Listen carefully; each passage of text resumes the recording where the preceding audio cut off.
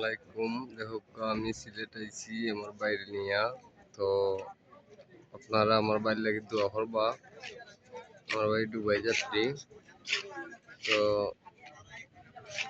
দেখুক আমার জিএল বাইরে, আপনারা দেখুক এই যে আমাদের জিএল ভাই, আমার ভাইয়ের বন্ধু। তো আমরা আইছি সিলেট আমার বাইরে লইয়া আইছি আমরা। তো আমার ভাই দুবাই যাইব আজকে। তো আপনারা আমার বাইরে লাগে দোয়া করবা। আরও দোকা সিলেট কত সুন্দর পরিবেশ, দেখা কত শান্তি সিস্টেম, কোনো যায় ঝামেলা নাই।